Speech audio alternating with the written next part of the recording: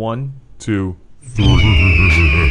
Welcome to the Mental Reps podcast, featuring your host, Brian Wright. Washington had marijuana plants. In his journal, he spoke about separating the male from the female plants. He knew what the fuck was up. He knew what was going on. Our guest this episode is comedian and writer, Frank Castillo. I feel like smoking weed with Martin Luther King or Malcolm X would be pretty cool, too. I think I just want to smoke weed with famous people. I think smoking weed with Gandhi would be pretty dope, I feel Who's the most famous person you smoked with? This week's episode is sponsored by The Field Irish Pub Eatery, a little piece of island in South Florida. Smoked weed with John Mayer, smoked weed with Chappelle. You smoke with John Mayer, son? That's pretty dope. That's a good one. That's a really good one. As well as elite sanitizing services, keeping South Florida clean and in business. I've gotten stoned with Joe. I got stoned with Ron White, which was really fun. I've smoked with a lot of my favorite comics. Getting stoned with Jeselnik was cool. Smoking with Snoop Dogg was great. That's okay. Well, that's a big one. It was me, my mom, and Snoop. We all got stoned. That's so fucking dope, dude. Now fade out that fresh ass beat and let's get this bitch on the road. Welcome to Mental Reps Podcast. I'm Brian Wright. What is up, fam? I hope you're happy and healthy. It's October 2020. And if you're listening in the future, we are still balls deep in this Rona bullshit. The president's got COVID-19. The Heat are down 1-3 to the Lakers. It's not good. It's just a shit show. And it's all falling apart. But we're hanging in there. So thank you guys so much for listening, watching, supporting the show. Honestly, it just means so damn much to me when I see you guys out there sharing the podcast on the social, telling your friends about the live events. Seriously, good looking out. And we're growing, and it's all because of you. And if you haven't already, give us a follow on the social medias, at Mental Reps Pod on Instagram, at Mental Reps Show on Twitter. Search for us on Facebook, YouTube, or any streaming app or site, and we'll be there. And you can also email the show at mentalrepspodcast@gmail.com. My guest today is comedian and writer Frank Castillo. I really like this guy. We had a great conversation. We talked a lot about the Comedy Store, the roast battles. He is the Roast Battle 2 champion, beating out another friend of the show, Matthew Broussard, which was not planned, I promise.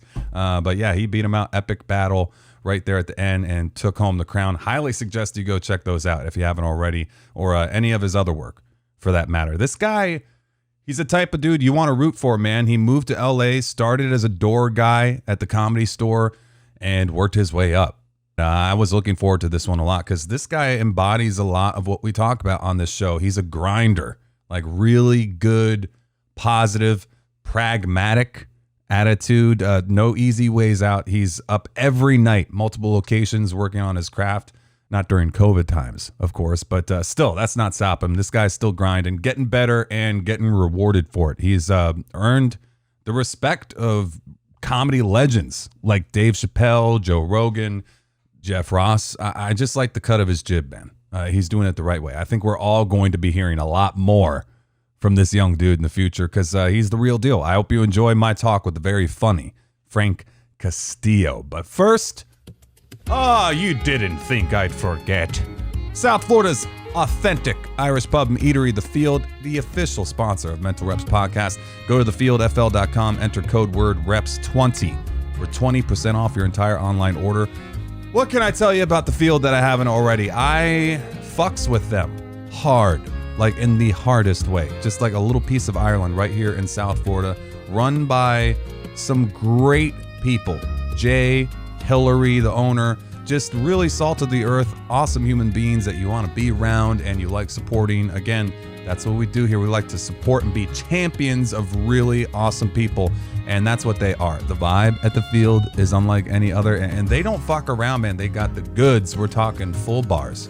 Jameson, the best damn Guinness I've ever tasted with these lips. Smithwick's Irish car bombs, plus of course got the authentic Irish American cuisine, shepherd's pie, corned beef, the cabbage, Irish tato soup, that Irish dip.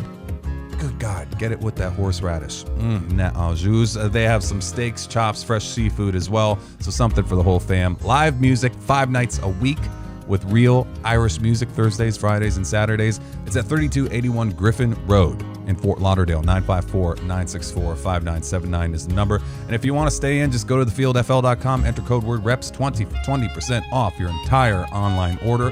And we have another live podcast event coming up at the Field, October 26th. And for this one, I'll be joined by none other than the hot rod himself, Mr. George Orr. If you're in South Florida, you've been in South Florida, you've seen this guy doing his thing for years. He's a Rod Stewart impersonator, but so much more than that. This guy has an insane backstory. Like, he even said, like, he didn't want to be a Rod Stewart impersonator. He just happens to look and sound exactly fucking like the guy, and he's really good at it. But he was a photographer, like a martial arts champion, and after 9/11, he taught air marshals and pilots how to fight off terrorists and shit. Like, and that's just the tip of the iceberg. Just an amazing story. I'll also be joined by a very funny comedian, voiceover artist, and friend of the show, Polly McPollerson. She was on with me for the Drunken Rona SoFlo special, and she performed at one of my comedy shows at Township back in February.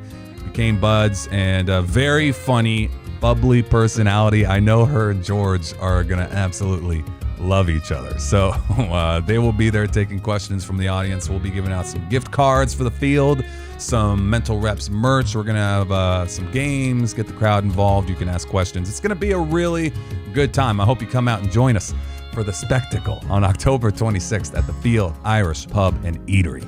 Also, here's another great company run by amazing people. If you're looking for local sanitizing services here in South Florida, call ESS Elite Sanitizing Services. They're state licensed and insured, offering local sanitizing services which kill 99.9% of all the bacteria and viruses, including COVID-19. They actually provided their services to the Field. Again, super safe and clean. If you need to keep your property, employees, customers safe and virus-free, let them help keep you in business, keep your employees working. They offer services for schools, churches, medical facilities, offices, aircrafts, yachts, public transportation, restaurants, gyms, homes, vehicles, and a lot more. It's kind of like you're running them through a big Purell machine. And now they're offering free sanitizing to vehicles of all first responders and medical professionals, which I just think is like a really cool thing for them to do. So please give them a call, 1-800-763-4299. Visit them at elitesanitize.com or email them at info@elitesanitize.com. Elite Sanitizing Services,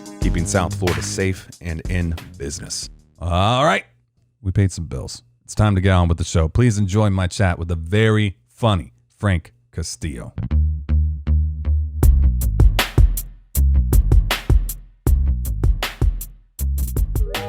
Welcome to Mental Reps Podcast. I'm joined by hilarious comedian Frank Castillo. What's up, dude? Thanks for hopping on with me, man. My pleasure, man. Glad to be here. Oh, dude. It's how are things going on out there in Cali, man? Like, how's everything going out there? It's interesting for sure, especially with the way the scene is right now. Like, you know, everyone's trying to do outside shows, which is great.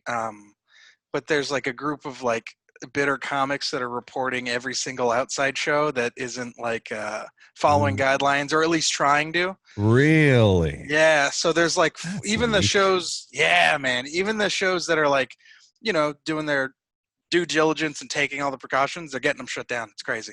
That sucks, dude. So there's like bitter, jealous comics who are like, you're out there just trying to do your thing and make a living, or at least, you know, keep your comedy out there and keep sharp, and people are like calling you on permits and shit. Yeah, it's the weirdest thing, because it's like, you know, I get the idea of like safety, but it's like, you know, there's certain clubs that are like, you know, talking to the city and like, you know, doing the due diligence of like making sure the sanitizer, all that jazz. So the steps are being made, but then to see like a group of comics, or I don't even know if they are comics, but just a group of people who aren't good at comedy be like, you know, it's like, what are you doing? Yeah.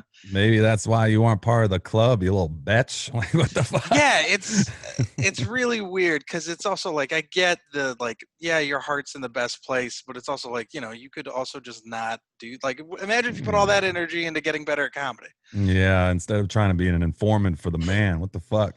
Yeah, it's weird, man.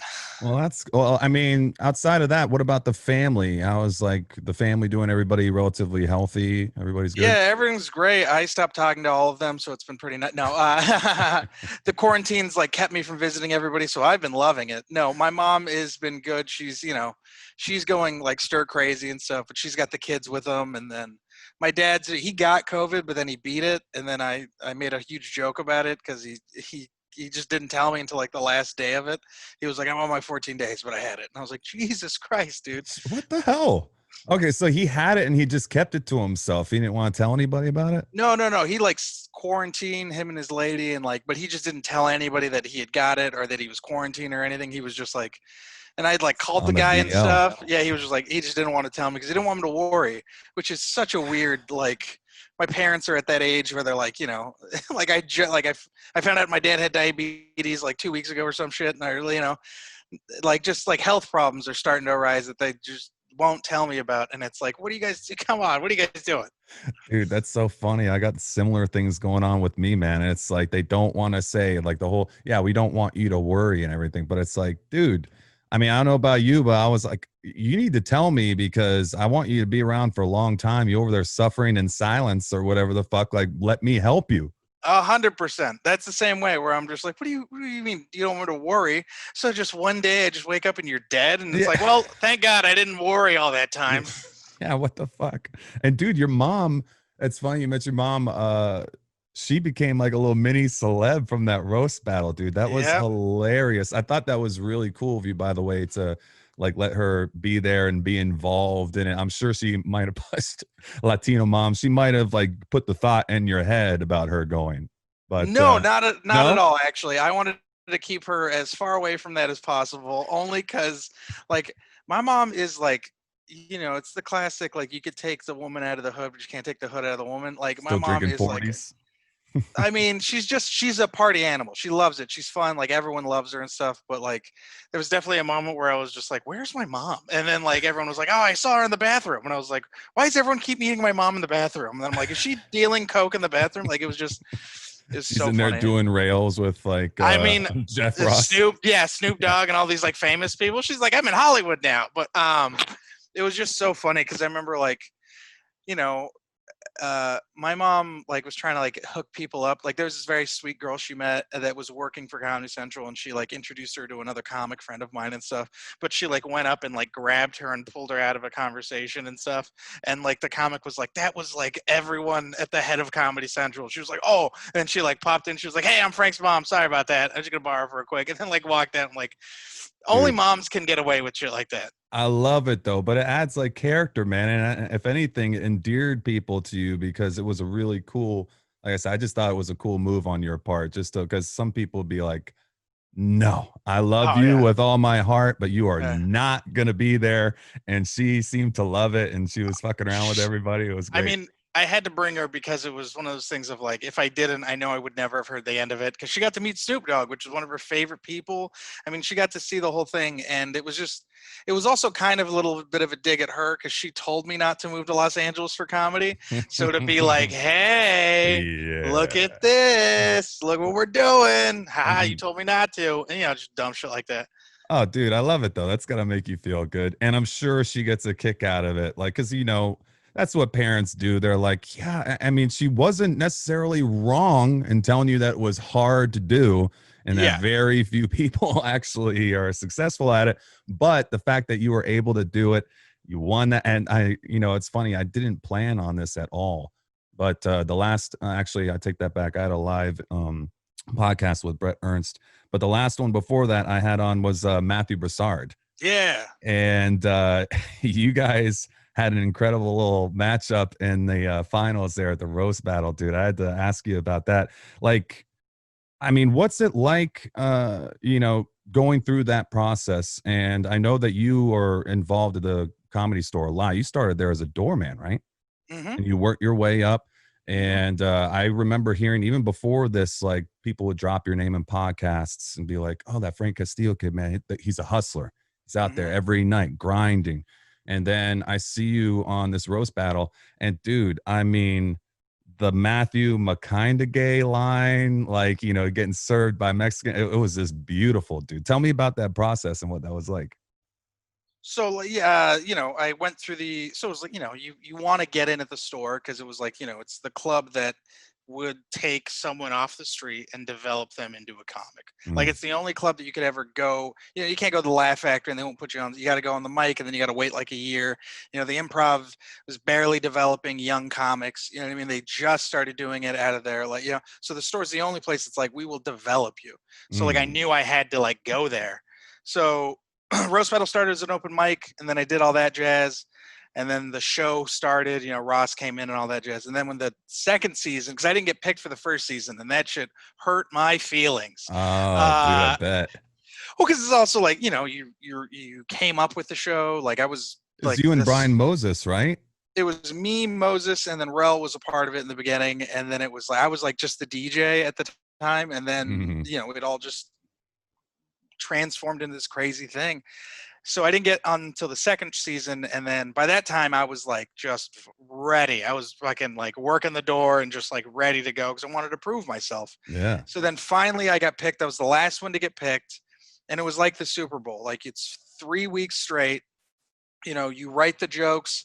They let us have writers, so like each person had like a couple. They gave us like money to pay like writers to be with you. So it was me, Pat Barker, and Dan Nolan, and like we just took that shit and like we sat in my living room and we just wrote jokes together. We fucking pitched up premises. We had like strategies. Like my living room looked like a serial killer's living room. There was pictures of Like people and shit. yarn going from one It spot to the other. it Yeah. was crazy, but it was like it was honestly the funnest time I've ever had because it was like quarterbacking a writer's room. You know what I mean? Like I was Yeah. like the head guy, Pat, Jay, they were with me. Same thing with Dan. It was like, you know, we all would like pitch jokes, be like, that sucks, that's not good, or we'd like rewrite stuff, or just like it was a job and it was Mm. the funnest thing I've ever done. So then finally when it came time to do it, like a bunch of people had different strategies. Some people wrote for everybody. I took it like a week at a time. So it was like a battle at a time. So I'd win a battle and then I'd take the next days and I just write. And the same thing. So, you know, finally when it was all said and done, it was insane. Like I didn't think I was gonna win until the moment the doors opened up and it was me and Brashard walking out. That was when I was like, all right, I might be able to do this. And it was Nice. just, yeah, it was wild, man. It was crazy. And my favorite things about those stories was like the mentality that I had during that. I don't think I've ever been that focused on anything since like forever in my whole life. My wife was like so concerned. She was like, I thought you were going to leave me. Like we were all like, we all just had to like step back and let you do your thing because you were just so Yeah. A fucking man like, possessed. yeah. And it was funny because I remember the first night, I think I either battled babe, did I battle the first night or the second night? My wife's right next to me. Oh, It's, and you mentioned that she's a therapist, by the way. That's got yeah. to be huge during a pandemic. Oh, Does she do absolutely. does she do Zoom calls? Like, Yeah, tell she her I has need been. some help. Yeah, she has been working from home. Okay. I think it was Sorry, the go ahead. first. It was the first night I battled. So then it was nice because it was like you get to if you make it past the first battle, you get to see who you battle the second time because you get to watch all the battles. So the second night, once I got to see who I was battling, it was great because like everyone would go to the after party and stuff, and it was right at the House of Blues. So across the street was the Comedy Store. So like if you were anybody in LA, you were there. It was like the Super Bowl, but it Mm. was fucking hilarious because it was like after the second night, all the battlers are there like drinking and having fun and stuff, and then it was like I remember it was like 20 minutes after the night had just ended. So everyone's still there. They're like wrapping everything up. All the comics are having fun, starting to party. And I finish my drink and I put it down and then I start to go. And one of the people that I'm going up against is like, "Where are you going?" I'm like, "I gotta go home. We battle in a few days. Like, I gotta start writing." And immediately you could just feel everything change. Like everyone was like, "Oh yeah," and then like immediately the next person was like, "Yeah, I gotta go too." And then people slowly just stopped partying and they just started going home because it was like, "Oh yeah, this shit's still going. Like we still Yeah. like it's not over. Like we still gotta win." So like I took that shit seriously. And then winning was like it was insane. Like, you know, battling Broussard. You know, Broussard's been in pretty much every single TV version of the roast battle.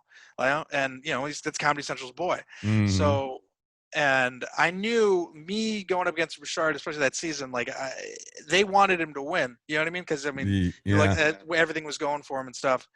But the thing that was just different was that it was like I think on paper I just battled more, and I just done it for a lot longer, and I just knew what to do when you fuck up. And I think that's kind of what really messed him up, is this first time he stumbled. That was like that is snowballed. Because I remember we were hanging out in the back, and he was like, "I'm fine with losing. I just don't want to fuck up." And then I was like, "Okay, that's what you're worried about." Yeah. So I know that's what you're worried about. Yeah.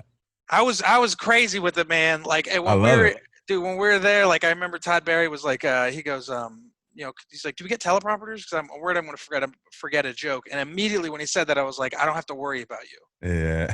I was like, you know what I mean? I was like, that's when it made me realize. It was like, oh yeah, you still have to overcome the thing of, because the last battle we had to memorize 3 people's jokes. So it was like 12 jokes per person. So it was like, I knew already. Oh, my bad. During the regular battles, like on Tuesdays, it's about 12 jokes per battle, right? Mhm. So each battle that I had with the finals, I had 12 jokes. I had like my core jokes, and then I had like others that like just in case some shit happened. So like I had like jokes for each person already, and I had memorized all of them. So it was like I could do it back and forth before I even got to the finals. Nice. So Beautiful. so when he was like, like I was like, "Oh, you're worried about memorizing. Okay, I don't have to worry about memorizing. I just got to worry about the jokes." Yeah, So that's then, like, oh, go ahead. oh no, go ahead. Yeah, that was pretty much it. It was just like once all that kind of started clicking, and then once he fumbled, I was like, "Oh, I think I can get this." And then it wasn't even until the end of the battle that I was like, all right, I just got to finish this, and then we can see what happened. Like I still didn't fully expect to win, because they'll give you any reason to Yeah. They might especially edit roast out the fuck up what or you know what I something. mean. Yeah, who It's knows just what they'll do. yeah. But it was so undeniable, the win, that it was like it was just Yeah. crazy. Yeah, it was wild. Dude, it was beautiful to watch, man. It was like it reminds me of what you were saying before. Shaq used to say, when I would line up before the game, I look across at the guys when the national anthem's going, and I look them in the eye. And Yeah, yeah. if they look away, I knew I had them that night. I had them that night. And the motherfuckers would stare back. I'd be like, all right, tonight's gonna be a battle. Like, Yeah, but you could pick up those little things. So they have a teleprompter. I don't want to fuck up. Am I gonna remember that? And you're just sitting back there. I got this. I got this. Yeah. And when you prepare, you're like fucking over there like Peyton Manning. You're Yeah. prepared, dude. Anything that happens, anything that comes up. And I want to ask you too, like, it's funny how some comics would get away with like squeezing an extra joke in there. Like they would call you something and then do the joke. Like, because I know there's kind of like a rule against them not doing that, right? Or how does some get away with it? So like you could use it. It's like we always talked about it as like setting up a punch, where it's like a jab and then you hit them with the joke. But the thing about that is that season, me and Jay really took it to the next level, and then it kind of started to become a staple. And then it kind of became like very hacky. But you could, if you do it right, it rocks. If you do it wrong, you could really fuck yourself up. So there was a few moments in the roast battle where we were doing it, and I remember I hit him with something, and then that got such a big pop that it was like, I don't need to finish the joke. If I finish whatever it is, it's going to take away from everything I just did. So it's one of those things of like, I've done it enough to where I was like, yeah, that's something you learn from experience. Like I've watched, Tony Hinchcliffe, we talked about it when he did his battle. He was like, that was a mistake I made. I tried to go for that extra and it just didn't hit when I already had him. And I'm like, he's a guy I was surprised didn't do better. I thought that he would have like killed that shit. He's an amazing writer. He smashes when he roasts. Him and Matt, him and Mike Lawrence, it was an insane battle. It was great. But yeah, I mean, that's the thing that I loved about roast battle, is that it really can level the playing field. It's a writer showcase, man, I was trying to get into the store and I wasn't a door guy yet. So I made it a point to battle 3 or 4 door guys in a row, because I wanted to get the job. So it was like, you're not going to give me the job. That's fine. I'm going to battle your best guys and show you that I could write and that I deserve this job. So like I beat 3 door guys or 4 door guys in front of Adam, who's the manager and then became the talent coordinator. And then eventually when someone got fired, they're like, yo, that Frank kid's really funny. Let's hire him. And then that was how I showed them that it was like, I deserve to be here, because that's with the story is you show them, and then Yes. they come to you. That's actually what all of this is. It's like you Yeah. know, you have to like, show them.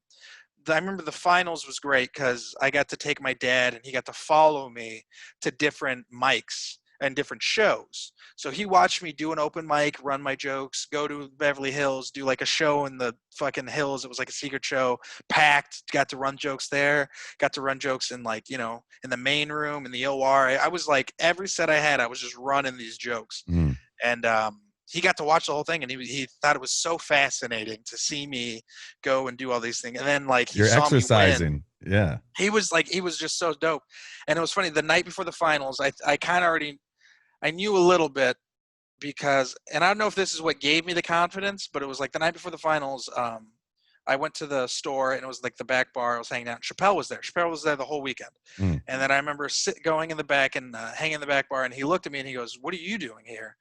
And I was just like, he was like, "I thought you'd be out running like jokes and like getting prepared." I was like, Mm. "Nah, man." I was like, I ran all my jokes. I did like 4 spots, I'm set. I was like, I think I'm good. I'm prepared for tomorrow. And he just kind of looked at me and he goes, "You're going to win." And I was like, Mm. "Really?" He was like, "Yeah, man, you're going to win." And I was like, fuck. So to Dude. hear that guy tell me that, Oh.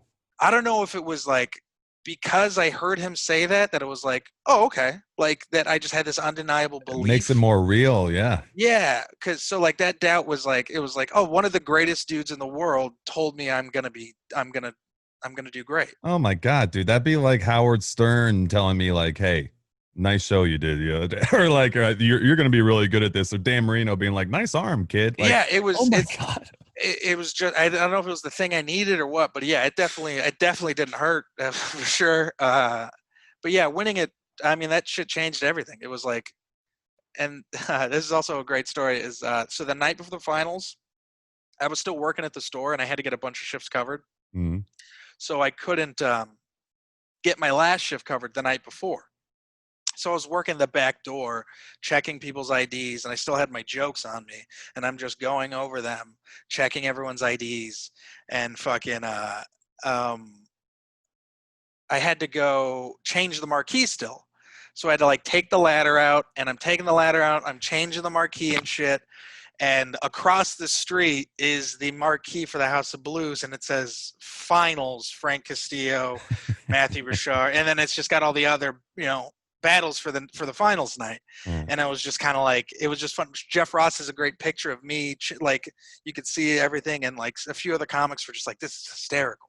This kid's murdering across the street, and he's still got like he still has to do the job." But dude, that's what they respect, man. That's what earns you that cred. Because, these people have been grinding for 10, 15, 20, 30 years at this craft, and they see somebody come in there and not show it the proper respect.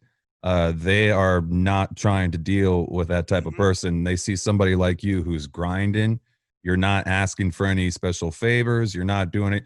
You're just doing what you're supposed to do, and they see it. It's your actions and not your words that they're noticing and picking up on. They're like, this motherfucker is the real deal.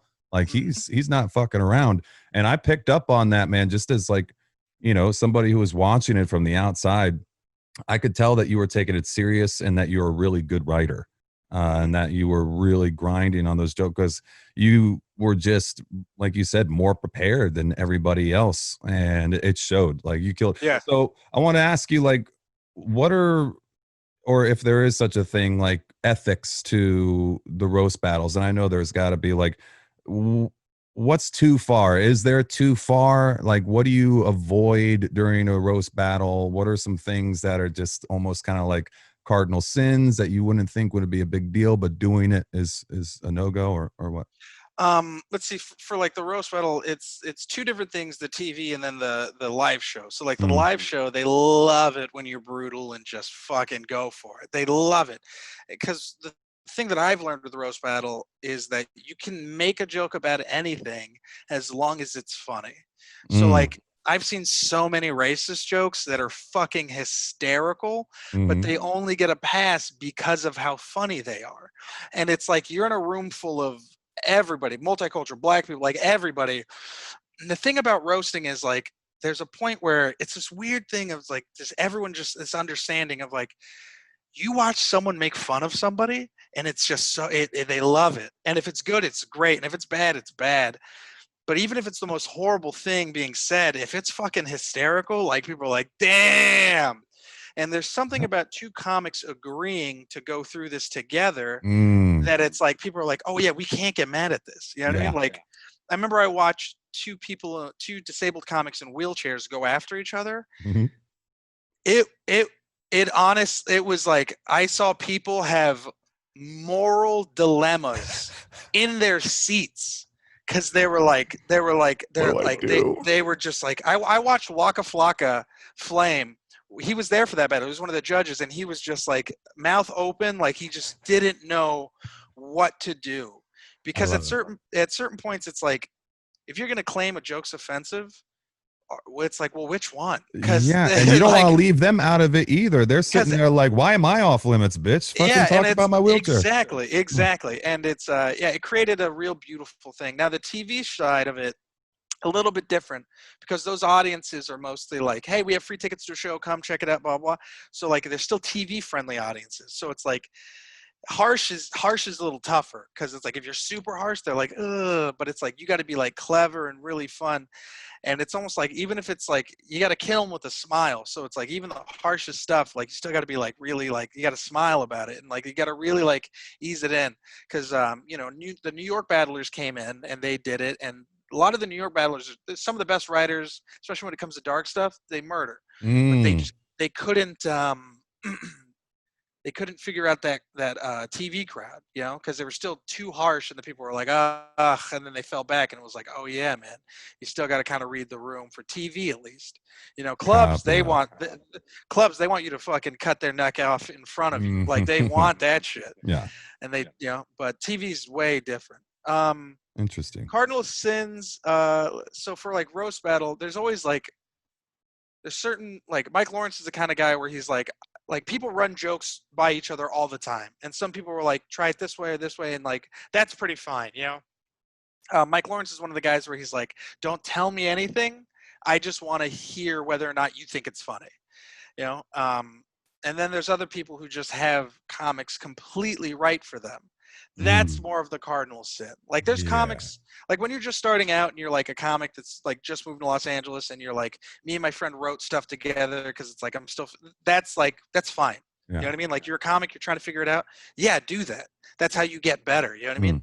But there's some comics who've like paid people to write jokes for them, gone up, smashed, and then they get like writing jobs or like offered stuff, and then it's like, well, now you're fucking up the whole system, and also it's going to make it harder on yourself, because you're going to get in that room and make yourself look like a fool, or you're going to go in the room and then you just continue to pay people to write jokes for you, and then just put, you know what I mean? And it's like, now what are we doing? What is this system we're creating? I always thought that was weird. I get that he was, on a different path and trajectory, and clearly, it worked out for him. But I always thought that was a little weird about Jay Leno. And especially since he was like such a prolific, and I hear all these stories, like he was a fucking legit beast back in the day. Like, I mean, the guy would fucking murder. But I had Paul Mercurio on a couple months ago, and he said like, yeah, he sold his first joke to Jay Leno, and Jay Leno was all about that, like $50 a joke. Give me a joke, I'll give you $50. And I kind of thought about that, like, what's the end game there? Because or you're just so supremely confident in your shit that you're like, what's the problem with having more good shit? I mean, and you're on the Tonight Show, well, that's different. You got a team of writers pumping out your shit every day. But like, I don't know, like, is that a little more common than people would think, how comedians getting other people to write their jokes for them? I don't know. I definitely think it's looked down upon. I think if you're Kevin Hart and you're fucking, you know what I mean, you're doing movies, you're doing a special, if you're Chris Rock, like it's like a rocket ship, just it's, you know what I mean, that's when it's like you need a team. You need, like, you know what I mean? You need a team of people. But even then, it's, most headliners, when they're, when I was going out with like Bert, and he was like, tell me what you think. Tell me, you know what I mean? Like I think that's different than, a person who's like, I'm starting comedy, I'm going to get a bunch of writers and stuff. It's like, yeah, that's fine, Yeah. But it's also Bert like, would use shit from his daughters. That's what I love about that guy. But that's also different, because that's his life. Yes, you know what exactly. I mean? Yeah. So it's just, I just think it it's people, respect is very big in the comedy community. You know, like Mm. it's like some people would try to give me shit for like using writers for the roast battle on the TV on the finals, but it Mm. was like, yo, it's a TV show. You know what I Yeah, mean? yeah, yeah. Like Mike Lawrence was even like, you should rewrite some of your old jokes because those jokes will never be used or ever, like it's your first TV show. Like use your best shit. And I was like, Mm. oh yeah, you're right. So like once that happened, I was like, oh, okay, yeah, it's TV. Like, of Yeah. course, you know, you want to put your best foot forward. Like stand up and comedy, it's like I write all my old shit. You know, there's people I bounce stuff off of that I trust who know my voice, and it's like, yeah, but That you makes know, sense. it's like the whole it's like the whole Sarah Cooper thing. Like I made a joke and people got really upset about it. But the thing about that is, it's like, you know, you said it yourself. I'm a kid who earned every single thing he's gotten. I've Mm. worked from the bottom and worked myself up. I've all these accolades. So it's like when you see certain people like, you know, your Sarah Coopers or like social media people like pop, Hollywood's like, yo, they went viral. We got to give them shit. And it's like, well, Mm. no, that's not the case. No. Just because they go viral doesn't mean they can host or deliver jokes or anything. So when you see people like that get shows, and then what they do is they hire the same writers that have been writing on other shows for the past 5 years that have gotten stuff canceled. So it's like, you're not progressing comedy in any way. Like Mm. the best way to do it is like surround those people with good young comics that are hungry, Mm. and then teach these people how to deliver a joke, you know? I Yeah. don't know if you saw our host Jimmy Kimmel, but that shit was terrible.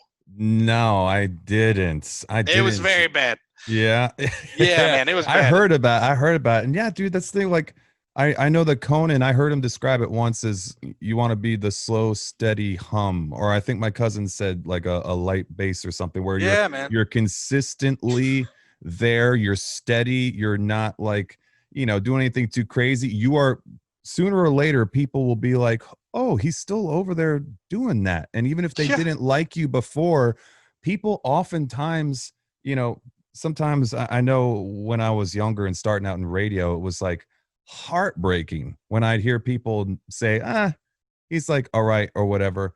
And I'd be like, what the fuck, man? Like that, you really don't think I'm, but those people, as I got better, ended up coming around. And a lot of people really do look to like eventually have their mind like or be proven wrong, be like, yeah, hey, actually, he is really funny. And it seems like he's gotten better. He must have been working at this for a while this whole time. And maybe next time I see him, even and next time they see you, they're like, holy shit, I gotta follow this guy. Like, what the yeah, fuck? Like, and it just slowly but surely goes from there. But yeah, like you said, people who just go viral for one little thing and then all of a sudden they got these writing jobs or people want you to fucking host Jimmy Kimmel for the night. It's like, yeah, you're throwing them to the wolves, and the right people will excel in that situation, yes. and the It, wrong people will be found out as the frauds that they are. dude, and it's like I think of stuff like that happening all the time, and it's like, yo, you're giving, like, you know, like fucking Man and Matthews. You know what I mean? Like, is she an amazing comic? Can you watch her for an hour? Can she follow Joey Diaz? It's like, no. She's a great dancer and she does the same face every post she makes. But it's like, you know what I Mm, mean? Like, yeah, she's gonna make her money. She'll be fine. yeah, But it's like if we're talking comedy, if we're talking stand-up comedy, that's what I'm here for. That's what yeah. I'm talking about. You know what I mean? So, like you said, you've been going out with Bert. What else has changed like since the show? And you got that champion. I know that you went out with Joe Rogan. Went out with Um, Rogan. I got to open up for Chappelle when he was getting ready for his dope. last thing in San Francisco. I've gotten out Mo Amer, Michael Che. Like I've gone out with like everybody. So Nice. Jeselnik, like I got passed. I'm doing this podcast, buddies. We're shooting with High Rise TV in a mansion. Like it's just really, it's a lot of fun. A lot of great things have happened because of Roast Battle, but a lot of great things happen because of Joe and people. And it's so funny because it's like you're right, is like, as long as you keep steady grinding, people will eventually find out. And that's like my favorite is when like JFL or Vulture or whatever, like some article person's gonna be like, "Where? How have we not heard of you? Where have you not been?" It's Yeah. like, well, because you haven't been fucking looking. Yeah. Because you're Yeah. not in the clubs, you're not at the mics, you're not like paying attention to actual comics, you know? So it's just so funny to see. Like I can't wait for this Showtime doc to air because I'm in it. They show me getting passed and stuff, and it's just gonna be funny when people are like, "Oh, that's crazy! This kid's been." It's like, yeah, man, I've been doing it, you know? Steve Byrne did that, right? Yeah, And I interviewed him a couple months ago. You know that guy? I put on comedy shows down here in South Florida, which, by the way, if you're ever in South Florida, let me know. absolutely. Yeah. But he was like, "Yeah, so you do comedy, right?" I was like, "Actually, I've been a radio guy, and I've been keeping like." All these jokes in my phone for the last like 10, 15 years. I've always loved comedians. I've always wanted to at least try it out. Just out of respect for people like you, I think it's insulting to go up like once or twice, call yourself a comedian, or yeah, I used to go like. Yeah, yeah. Now it's a grind, and I work so hard in radio, voiceovers, doing all this stuff. I was like, I don't know if I got it in me to do what Frank, and others are out there doing and grinding on again, and for this type of thing. But I had this 5 minutes that I've been working on for a while, and I was going to do it at my next show, and COVID hit. So I had to Ugh. cancel the show, wasn't able to do it. And Steve Byrne was on my show, and he was doing down here at Miami Improv. He was doing a weekend. And I told him the story. I was like, yeah, I'm bummed. He's like, well, that just means you're going to have to open up for me this weekend. And I was like, Yeah. what? So he says, yeah, dude, just show up. I went there Sunday. He said, tell him that you're there to do a guest spot. And, we'll take it from there. And I went up and I did it, dude. I was so fucking happy that I did that and got that out of me. And I want to potentially do it again. But again, it's like people like you that tells me like, okay, like unless you're going to actually do this, don't like insult the art form by just going up once a year and Yeah, fucking yeah. around or whatever. So I'm kind of torn on exactly how I want to, pursue it going forward, if at all. But yeah, Steve Byrne, man, what an incredible dude, hilarious guy and very generous. And Super nice guy. he told me that he was working on that during the interview, and I was like, oh man, I can't wait to see that. Looks very good, dude. Very, Yeah. very good. And I wanted to ask you a little bit more about Comedy Store before we move on. Did you ever meet Mitzi Shore? Saw her once. I never got to meet her. I saw her. It was when Louis was filming his special at the store. That they had driven her down, and they were like, I was looking at the parking lot, and they were taking her out of her van. And I just remember seeing them take this little old lady out of the van, and like, it was so funny because I remember walking, and everyone is just staring at this lady, and I was just like, all right, and then I just Like walked to she's the the restroom, Pope, and I didn't realize it was Mitzi. the comedy That's the Pope. lady, bro. Yeah. That's the lady. So yeah, that was the only time I ever got to see her. Yeah, man. She is like I think Rogan describes her as like the most important person of comedy who isn't a comedian in Yeah. like history. What that woman did at that Comedy Store, I mean, it's just incredible. So I'm really looking forward to people hearing about that story and learning more about them. People who don't know, and it's like, yeah, as a comedy fan, and I interview a lot of comedians. I've always been a fan, as you know, like I was saying. I know about a lot about this woman, and when I find out people don't know about her, I'm so excited to fucking tell them Dude, it's about her. great. And it's funny to see how my family's starting to get into it. Cause like my dad's a comedy guy. He loves it. He like loves the story. He's really into comedy. So he knows what it means in the history. And then like my mom, it took her a little bit. It took her seeing Louis' letter when he shot at the store about like trying to get in and then performing in front of Mitzi and then like getting pulled off stage because she didn't like him, and then him having to like create a show and all this stuff just to even get back into the club and get on stage. So once she read that, she was like, oh, okay, this is a hard thing that you did to get in. And then like my grandmother's starting to like, she loves Pauly Shore. She reads People magazine and shit. Mhm. And Pauly had an article in there about the doc coming out and stuff. And my grandma was like, is this the same one that Frank opens up for? And I was like, yeah. And she was just like, is that the same club that he works? My dad was like, yeah. So she's like all excited now and like started like really like researching it, and she's like watching it. So it's really cool to see like, to be like 21 and be like, yo, I'm going to move to Los Angeles to work at this club. And then to be working here for like 6 years and being like, yep, still a door guy at this club. And then my family's like, all right, that's cool that you're doing this thing. Yeah. And then like, Keep following your dream, big guy. yeah, that's, hey, you're on TV now. What? Yeah. And then, but for them to see this doc and then to see what it means to these huge people and to know that I'm working in this place and that I'm already in this mix is like, they're like, oh shit. Like they kind of realize it's making them realize how dope it is. Yeah, and you're a part of Yeah. something, man. That's something really unique. Like like Brett was saying last week, he's like, dude, you if you were gonna tell a sports fan, hey, you could go to this bar and Peyton Manning and Tom Brady are going Yeah. at the bar, like, and you get to go and meet these people, and on a Tuesday night, you've got these insane lineups, dude. It's just such an incredible spot to be. And I mean, if you love comedy, it really is. It's Mecca, dude. It's Yeah. Mecca. Yeah. And Absolutely. I thought one of the really cool things that the Comedy Store did as well was the way that they handled the passing of Brody, man. Oh Um, yeah. that was such a beautiful tribute that they did for that guy. And I know you were familiar with Brody, weren't you? No? Would see him every night when I would work Saturdays, Fridays and Saturdays. So like when you work Fridays and Saturdays, you get to if you're the last guy there, like you have to close out, and you basically would watch Brody.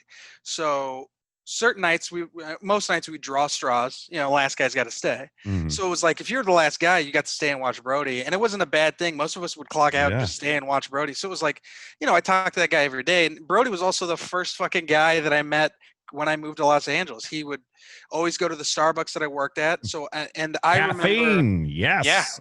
I would give him free coffee all the time just so I could talk to him.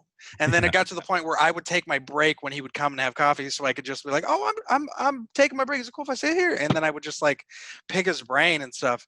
And yeah, dude, he was just a great dude. And I remember before I moved to the Comedy Store or moved to Los Angeles to get a job at the Comedy Store, when I was a bus boy, I would like at this restaurant I worked at when when it would start to close, they would have me like basically be a host because you know they start cutting people and shit, and I would be on the computer just looking at the lineups, and I'd always see Brody and shit. So like being able to like talk to him and hang out with him and like smoke weed, like that dude was, I'd see that guy like every fucking day. He was a big influence. My mom loved him. I Mm. remember when my mom came for roast battle, she got to see Brody, and you know, she's at the store, all these comics are around. We walk in the back, she sees Brody and she freaks the fuck out. Mhm. She loses her mind, right? She's like, I know who you are. And he's like, no, you don't. She's like, no, Mhm. I know who you are. I watch your periscopes when you're driving. And he like just lit Oh up. yeah, his And periscopes. dude, and I have a picture of them hugging and stuff. And man, when he Oh passed man. away, my mom called me and she was so fucking sad. She was so sad. She cried so fucking hard. It just broke my heart to think that that guy didn't think or know how much everybody loved him. I think he knew, but like he was struggling with it so much. You would know Yeah. so much better that like Yeah. he was such a beautiful soul, and he Uh, all he wanted to do was be a positive in people's lives and spread yeah. positivity. Yes, Dude, good energy. he was the best, man. He was honestly one of the best. He was so great. Yeah, beautiful guy, man. And I mean, I don't know. I think that that's really cool that you had those experiences and you get to take that with you, no matter what happens from here on out, dude. And things kind of, you know, not the most certain time, in history right now. No matter what the fuck happens, man, like you always get to take those experiences with you, Yep. and that's part of you, and that's got to make you feel really good. It's gonna make you Hmm. feel really good. It's cool, Yeah. man. And you have a podcast of your own, right? Yeah, it's called Buddies. So like I really love weed. I'm a huge stoner, but I'm Yeah, you're an also advocate, aren't you? yeah, I guess I always thought that was such a weird word to be like advocate, but I guess Yeah. that's what I am, you know, because like my cousins, he was in got in a lot of trouble with weed growing up, and then now that it's legal in California, he like grows for a dispensary, so it like changed his life. You know, he Good got like for a really him. good job, but that's the Yeah, stuff I like talking about, like legislation and the laws and how we can make it better and like good weed and shit. absolutely. So you talk about that a lot on the podcast, or Yeah, so it's called Buddies. It's me and my boy JP. He's a buyer for Buds and Roses in Los Angeles, cool which is a really dope dispensary. He's like one of the youngest guys to do it. So his whole job is like buying weed and like looking at it and all this shit. He's like a fucking connoisseur? sommelier. Yeah, Yeah, connoisseur. I So love like, it. and I'm a big weed guy too. So, but there's a lot of stuff I don't know. So he's like the knowledge part of it. And so we Picking go up through. some Yeah. notes of sativa in there. Yeah, yeah. A little Dude, hybrid. he says some shit, and it really blows my mind about it too. So like we try to we interview a lot of comics and show them what good weed is and stuff and get them super baked, but also we're Beautiful. starting to interview people from the industry. So like Oh, the very best cool. growers and all that jazz. Yeah, because that's also like that shit interests me. Like the guy who's like grown it. Like I want to know about that guy Yeah. because Also everyone's. banking. Like, how are you guys doing your banking? You got security to take all that cash? Like, what the I fuck? mean, Yeah. that was one of the things because of it. They can't put money in federal banks. They have to have like credit unions or private banks. But that also led to more job openings because people had to hire private security. Mm, So there was like ex cops ended up starting weed security firms for different and then like that's cool. yeah, there's a whole nother business that's like we hold your money. They're like it's like a private bank in a sense where they're like we'll hold all your money here, blah blah blah, and then we can transfer it to blah. So it's like yeah, it's pretty crazy to see the jobs that have opened up because of the market being legal. And here, dude, in Florida, it is. There's It's this guy weird. Sheldon Adelson, and Yeah. he's like a casino owner. This guy has been pumping like billions of dollars into keeping it illegal down here. Now we have like medicinal. It's a Yeah. big step in the right direction. But again, we just had, it came across the last ballot as far as recreational that got turned down. We have super majority, meaning that you need 60% in order to get it passed. And now they're trying to pass this law down here that in order to get something passed, it needs to get passed twice. Like it's the stupidest fucking Yeah. thing. Anyway, so we've been kind of fighting this like uphill Yeah. battle down here. And I have friends out in Cali and Washington. They're like, that sucks, bro. Yeah. It's Well, like, see, the big thing about that is a lot of it's like state and like until it becomes federally legal.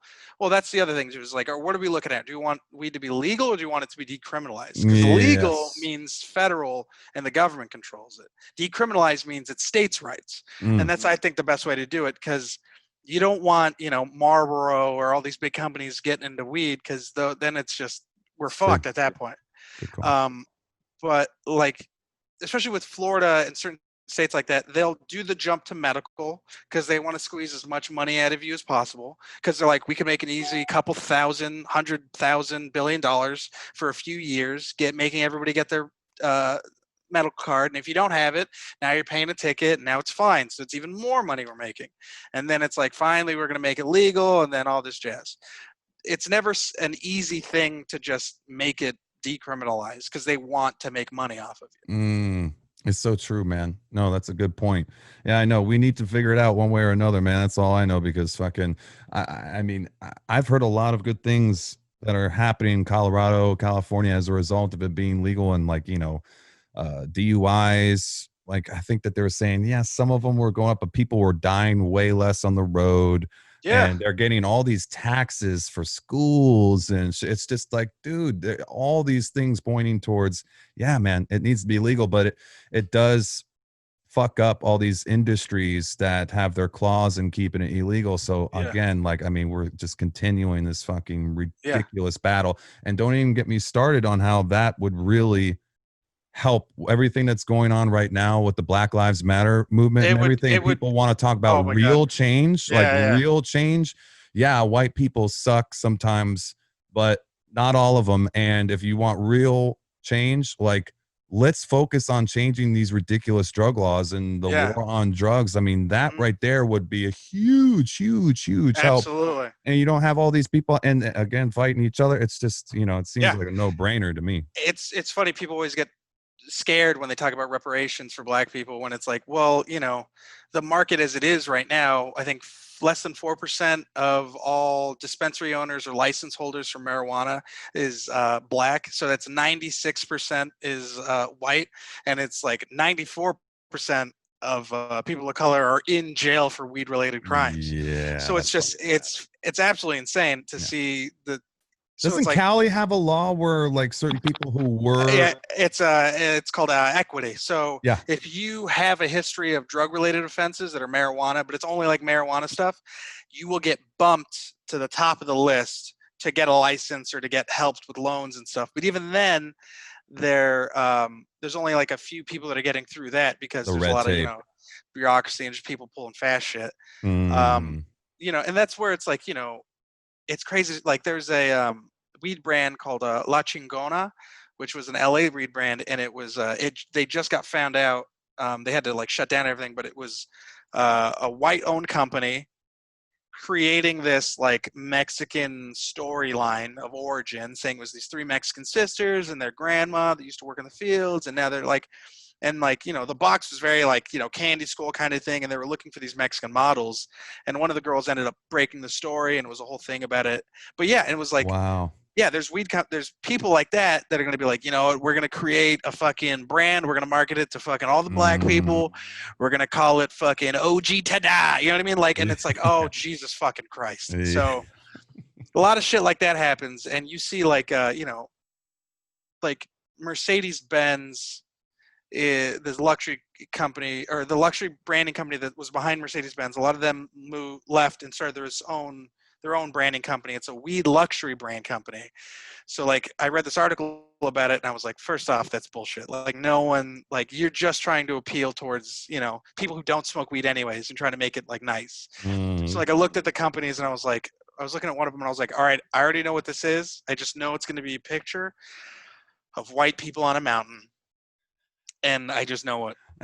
And we looked at it, and it was THC, champagne, and it was a bunch of white people on a mountain. And it's like, yeah, dude, come on. It's like, you can't appeal to the people that, it's like those people aren't benefiting from weed in any way. Like, you're literally just giving these people, like, so many people have been fucked by this. Like, there's so many, like, ugh. No, I get it, dude. I know. It seems Yeah. like, it seems as though, you know, all the pandering and everything. It's like, dude, like what Steve Martin say, just be undeniably good. Like, and then you're not, then you got nothing to worry about. Just like be good at whatever it is that you're doing. And then people won't give a fuck, like whether they're black, white, Mexican. Like, if it's good, they're going to buy it. There was a great article where it was like, they said, or it was a tweet that I saw. It was like some like news things where it was like, you know, white women or women talk about how marijuana makes them better mothers, and then it was like, man, if only you let that happen, you know, if maybe we didn't wrestle the black dads for smoking weed, they'd be good fathers too, yeah. And it's like, that's the same, it's like one of the biggest arguments I hear the most from like people was like, well, you know, maybe if they weren't all fucking locked up, you know, maybe their kids would turn out better. It's like, well, maybe if we didn't have fucking dumb drug laws, we wouldn't be locking up all these fucking parents. You know what I mean? Absolutely, dude. Absolutely. It blows my mind, like how even it's been able to, you know, continue for so long. And I think that if anything, it's good, like that, you know, the more things come out, of course, how they fight information, they fight it with misinformation. So as people are becoming woke, as they would say, a lot of people are becoming woke to bullshit that isn't really true. And believe me, in my whole 20s, dude, it was all about educating like myself to real actual history and educate and finding out about conspiracy theories, which I went down some really dark roads there for a while, because like, dude, it's not hard to find, like, just based on truth and real things that happen. So if you're looking for conspiracy theories everywhere, you're going to find them. And there's so much shit going on in the world that it just seems to me like, I don't know, man. I still cannot believe that there are people who are concerned about weed and how alcohol is out.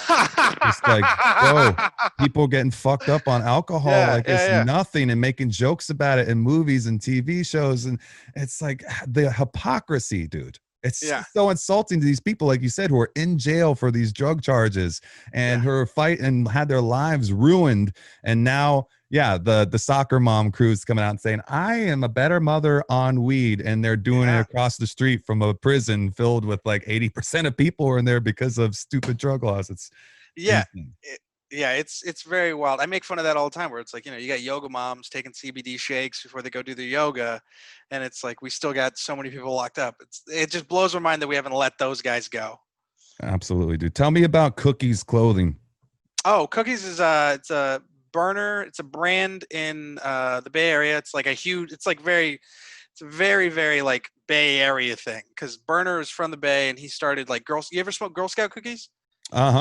He's the guy who created that strain. Oh, so, like, okay. Good for him. He was like a rapper. No, I'm in Florida. I would never do anything like that. Well, actually, I think they're opening up a Cookies in Florida. Actually, medicinal. Yeah, that's okay. So, like, you know, he was like the plug for all the big weed guys, and that's kind of like, he started this whole fucking multi-million-dollar company. So it's like clothing, it's like, all these weed stuff, but he also brings on weed brands. And then, they say that's one of the guys that like really still like fucks with people that are in the black market and then brings them to the legal side, and he shows them how to do it. But he also rocks the equity really hard too. So it's like every dispensary they own, the head guy that works the dispensary has a record. So they look specifically for people that have records because that's who they want to like give opportunities to. Oh, okay. Yeah, dude, that's cool, man. I think that's Yeah. kind of like a resetting Yeah. karma sort of Yeah. thing. I The like only that. the only thing that kind of sucks though about them is that they're still trying to figure out is and that's just kind of how it is, like dialing it in wherever they grow weed, is that like, so every store that they have, I think they usually have a local people growing their stuff for that store. So dialing in consistency is a little different for each spot. And that's the only thing they're having Mm. trouble with. But I know that they're like actively focusing on it, which is great. I mean, but that's also like, Ironing out the kinks, dude. every weed brand's like that. Yeah.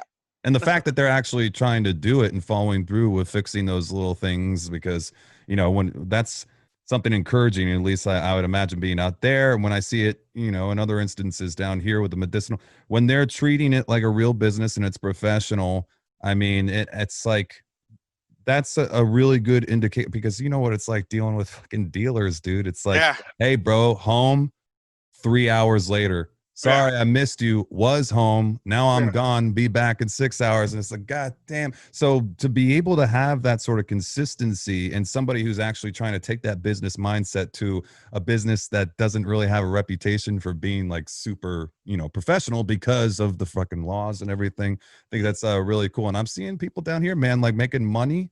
It's a great business to get into, especially these states where it's starting to open up. I know it's pretty saturated out in Colorado, California, but I don't know, man. Arizona's popping off right now. Yeah, it is. Yeah, dude. All those Arizona State fuckers fucking having fun down there. All right, dude. So I wanted to talk about a couple other things before I let you go. I'll get you for another like 15 or something like that. Perfect. Yeah, I'm having fun, man. Awesome. All right. So basically, we do something called Hater Hall of Fame.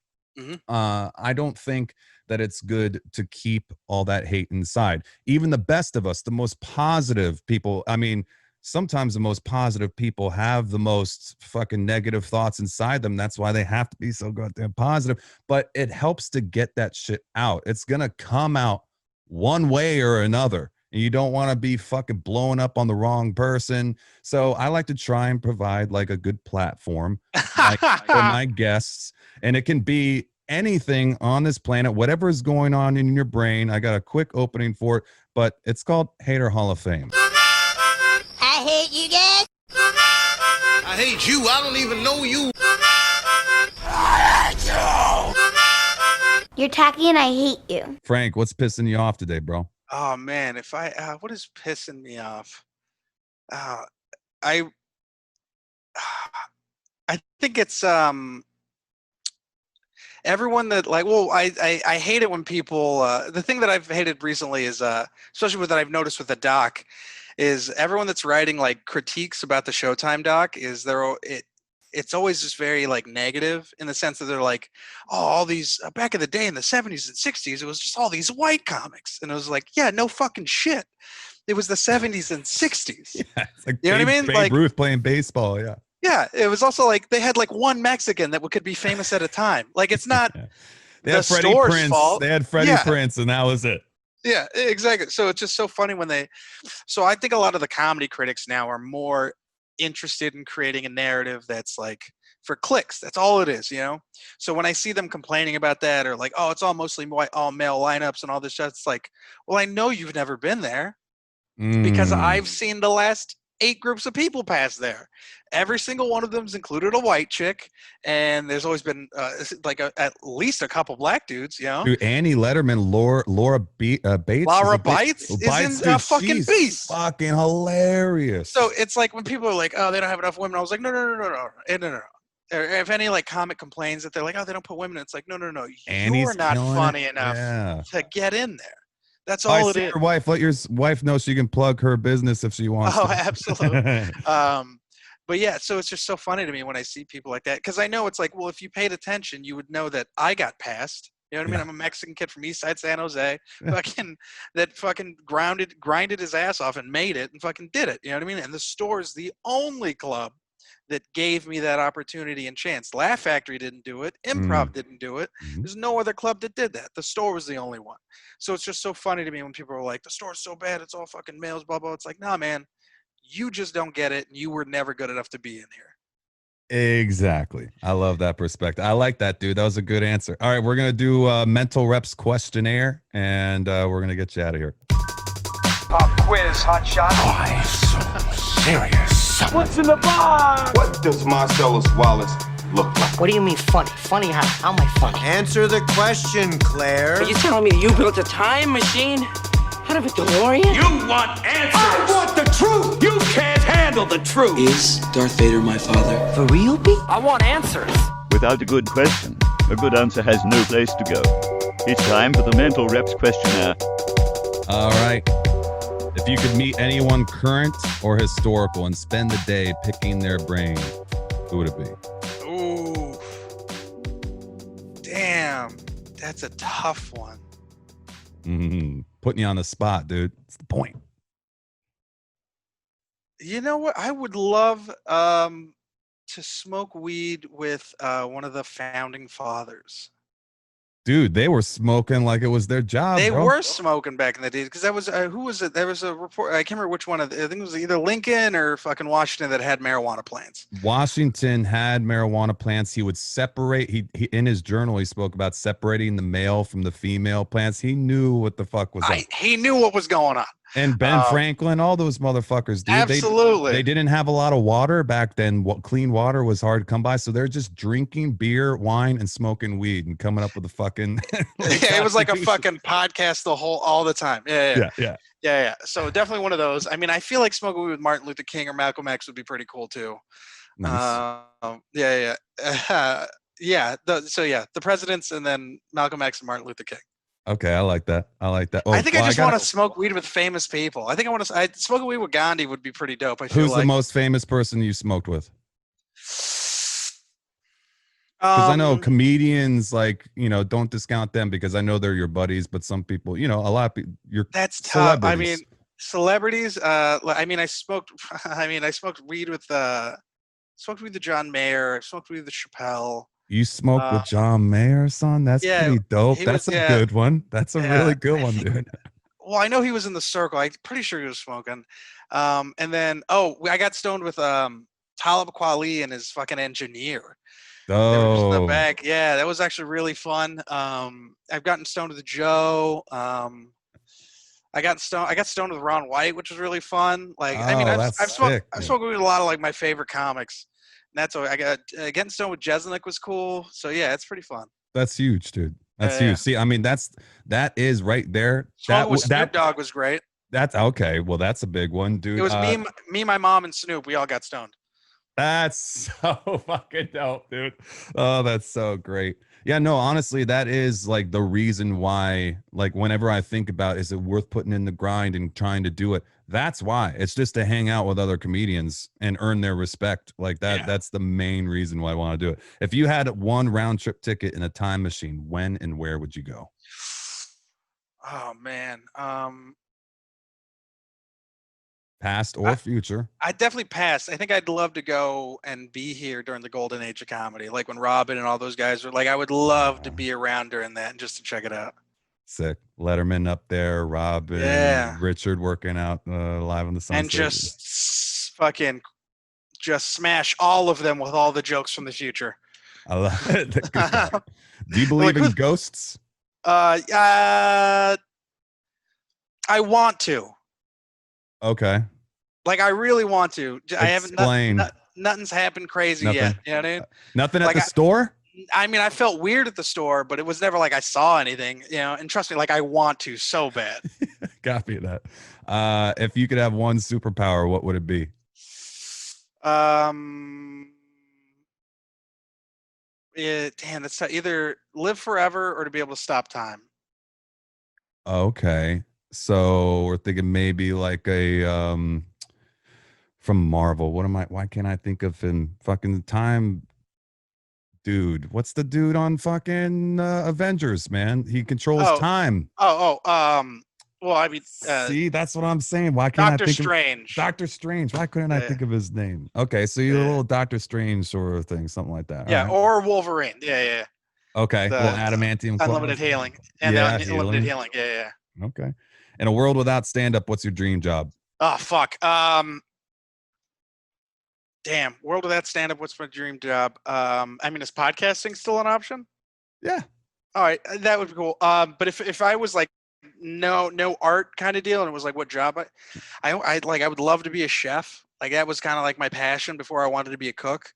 And also I wanted to be an English teacher for some reason. But I Okay. hate writing.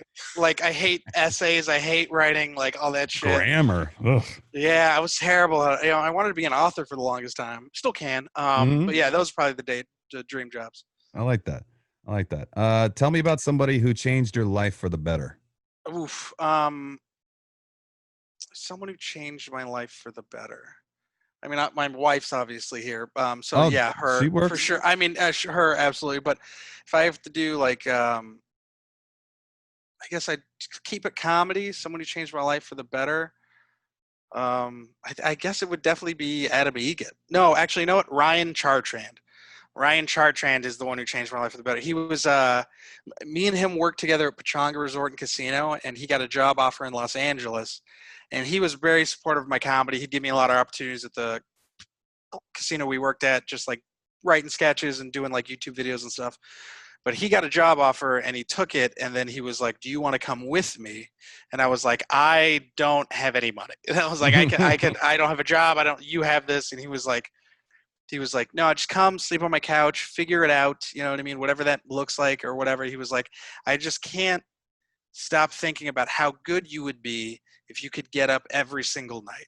And I remember, so yeah, I moved over, we moved to Los Angeles, and you know, that guy fucking, he paid for everything, like the apartment, like, because I was working two jobs and I just wasn't making enough money, and he had a very expensive apartment. Any money that you had, you just had to keep in your pocket to just get around. Yeah, man, and it was like, yeah, I just Pay wasn't any making a lot of money. bills? Yeah, so like, and you know, he pretty much put up with that for like a year, and then it was like, I'm gonna move closer to my job, all this jazz. He was like, you just, you know, and I was like, that's fine, I'll figure it out, all that jazz.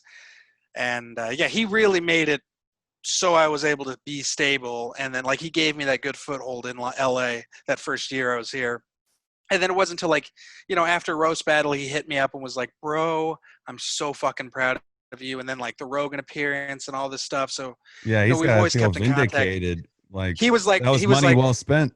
yeah, for real. He was like, "You don't ever have to worry about paying me back." He was like, "You paid me back by succeeding and doing everything you said you were going to do." He was like, that's the proudest. He was like, "That you've paid me back tenfold." That's so huge, man. Having people Yeah. like that in our lives. That's why I asked that question, because I mean, it's so cool. Those people don't know. I mean, you'd like to think that, yeah, there's everybody who does something for somebody. I mean, what a great payback to see what you've become at being him, and seeing you, what he's done for you. I mean, that's what you hope for when you help somebody out. You see that, oh shit, they're taking it seriously. They're not trying to let me down. They're trying to do right by me, and they're succeeding and doing what they said. I mean, that's a beautiful thing. It's awesome. I love it. Yeah. What's some wisdom you can share with anyone listening who's trying to pursue their dreams in comedy? All right. Everything that I've learned so far is, so especially when it comes to stand up, if you're like actively trying to pursue stand up, a lot of it's like, I don't know where to start, but it's just like, just start, just write shit down every day. Don't be a perfectionist about what you write. Constantly write. Be better than you were the day before. If something's not working, just change your position. You know what I mean? Like if you're not happy with it, if you feel like you're plateauing, fucking change it. Go to the next step. Just write new shit. Just figure it out. You know? Yeah. Be honest with yourself. If you're ever surrounded by comics that are better than you and they're older than you, just shut the fuck up and listen. Don't stare at other people's plates. Keep your eyes on yours. Huge. I mean, otherwise it'll fucking kill you. It'll fucking kill you. You know, for the longest time, I was so upset and worried that I never got to look for JFL, that I was never, you know what I mean, never got an audition, all that jazz. And now it's to the point where if they ask me to do it, it looks them bad. It makes them look bad. You know what I mean? Mm-hmm. You're gonna, you know, I'm finally gonna be on Fresh Faces, and Rogan's been talking about me for years. Yep. You know, like I won roast battle at 25. I got passed. You know what I mean? Like everyone's been. Oh, I've opened up for everybody. Like, and now you want me to do JFL? I'm fine. Yeah. It's okay. I'll pass. Yeah. You know? That's gotta feel good. Because it's like, what do I need it for? I have a manager already. Mm-hmm. You know what I mean? Like I'm not gonna go to another country. I mean, yeah, it feels good to go do that. You know what I mean? Like just to be like my first JFL thing. But it's but the best revenge is a life well lived. You know, I'm not worried about it. I'm not stressed about it. You know, it's like I got to open up for Chappelle. You know, like Rogan says, yeah, dude. Rogan thinks I'm fucking funny. You know? Yeah, that's all you need to know. That's all you need to know, man. You don't need anybody working for a magazine to say, "Hey, this guy is funny." What the fuck do you care? Chappelle thinks you're funny. Yeah, man. It's and if he thinks you're funny, then enough people, you keep doing your thing, you keep grinding, then enough people are gonna find out. Anybody that doesn't know, they'll sooner or later they will. I love it. If you had the world's attention for 30 seconds, what would you say? We all gotta fucking just fucking hug each other. We all gotta smoke some weed because this shit ends very quickly before we even can blink. So it's like we just gotta fucking, like, it sounds stupid, but like, don't worry, be happy, man. Like it's Hakuna Matata. So yeah, man. Like it's just so easy to fucking hate everybody, but it's hard to really like be people and like love each other. And it's, you know, that's what I honestly, like, we're so divided right now that it's like, I feel like it's the only thing we can do is either like all go out in a dinner and fuck afterwards, or just let's do some fucking and sucking, dude. I mean, or we all just got to do mushrooms and smoke weed together, because it's like shit is out of control. All of the above, dude. Let's smoke, man. Do some shrooms. We all got to go to Burning Man at the same time. Yeah. Yeah, that is, dude. Good call. I like that, man. I like that answer. All right, here's the quote of the week. It's from Greenville Kleiser. It is good humor is a tonic for mind and body. It is the best antidote for anxiety and depression. It is a business asset. It attracts and keeps friends. It lightens human borders. It is the direct route to serenity and enlightenment. I think that goes along pretty well with what you said. Absolutely. I love it. How do you feel? You feel good about it? You think we covered everything? I feel great. I think we did cover everything. Yeah. Where can people find? Awesome. Thanks, dude. Thanks for coming on. Where can people find you on the social media? Frank C Comedy on Twitter. Okay. I'm rarely on Twitter. Frank C on Instagram. And then we have a Buddy's Instagram, Buddy's Podcast. Yeah, catch us on iTunes, YouTube. We just had Felipe Esparza, so that was really, really fun. Nice. Yeah. I love it, dude. Thanks so much for coming on, man. You're in the Mental Reps family now. Thanks, man. Come on anytime. Absolutely. I'll fucking be calling you soon. Awesome, dude. Hey, really quick, before I let you go, you mind doing a liner for me? You know what that is? Absolutely. Okay. Yeah. So I'm comedian Frank Castillo. You're listening to Mental Reps Podcast with Brian Wright. And at the end, I asked him to say, keep your head on Mental Reps, right? Yeah, Mental Reps. And at the end, I asked him to say, like, keep your head on a swivel, bitches. Or you can replace bitches with something else if you want. Yeah. All right, cool. Sorry, one more time. No, you're good. And actually, if you do me a favor, because of Zoom, before you say it, say something, wait 2 seconds, and then say it again. So that way I can have video of you saying it. Does that make sense? Yeah, okay. Yeah. I'm comedian Frank Castillo. You're listening to Mental Reps Podcast with Brian Wright. Keep your head on a swivel, bitches. Or whatever. Perfect. All right, cool. Hey, I'm comedian Frank Castillo. We're listening to Mental Reps with Brian Wright. Keep your head on a swivel, bitches. Thank you so much for coming on, dude. Appreciate you, brother. You have a great rest of your day. Hi to the wife. I'll talk to you soon, all right? All right, peace, bro. Take care, brother.